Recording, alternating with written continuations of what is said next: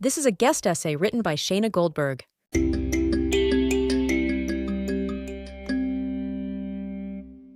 Since October 7th, every Israeli I know has had some crazy thoughts. Last night, my husband asked me if he should send a book manuscript he is working on to his brother in America, just in case something happens to us. I had been getting ready for bed, thinking if we need to have a family plan about where to go if rockets start flying when we are all not at home. Welcome to Crazy Thoughts. Add them to the growing list, and they come at random times. Like in your bed, in the middle of the night, when you wake up and decide to further fortify your glass sliding doors with wood blocks. Or at 11 p.m., when you need to, right now, this second, put your personal documents and some cash in the safe room. Or when you drive through a tunnel and suddenly cannot breathe because your mind goes to the hostages.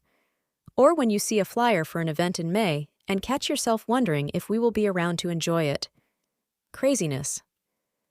At first, I thought it was me. I tend to worry.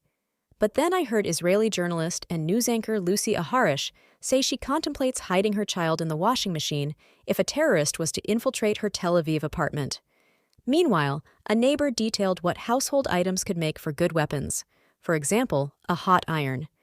Several children of mine described their vivid dreams of warding off terrorists in our home. An easy-going relative applied for a gun license. Young women expressed their sense of urgency to conceive. People wondered if, perhaps, we should not get rid of hametz, foods with leavening agents, this Passover, in case food shipments to Israel become disrupted. The top headline on the news announced that government officials declared there is no need at this point to buy generators. Another cautions that weighs in many parts of the country is showing people in Beirut, the capital of Lebanon, as the army deliberately plays with the GPS system. And I have discovered that I am not the only one struggling to think ahead and make summer plans. Crazy thoughts. They are everywhere these days. In the weeks and months since that awful October 7th day, there have been no boundaries to awful ruminations. Stable, grounded people have imagined unfathomable scenarios unfolding on the ground, and these new normal thoughts do not feel very normal at all. But then I have another crazy thought. There is a long line of Jews who must have had crazy thoughts.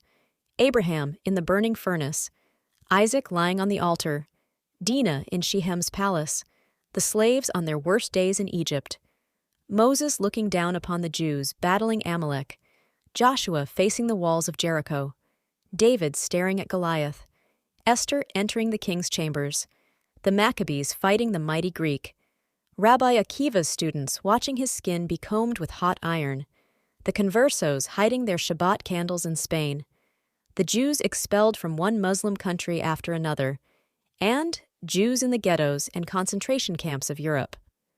What crazy thoughts went through their heads? What were they contemplating?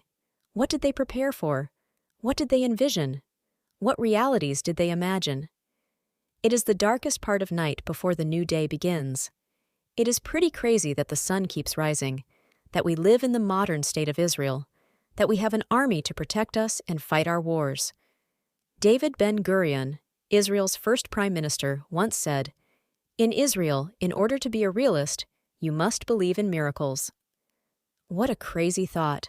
We have a long history of crazy, unpredictable miracles, and even when they are not overt, somehow the Jewish nation pulls through. We are still here. Our history reminds us that we do not understand, that there is a long-term plan, that God made us a promise, and that His salvation often comes in the blink of an eye, quicker than you can pack your bags, faster than the dough can rise. Pretty crazy.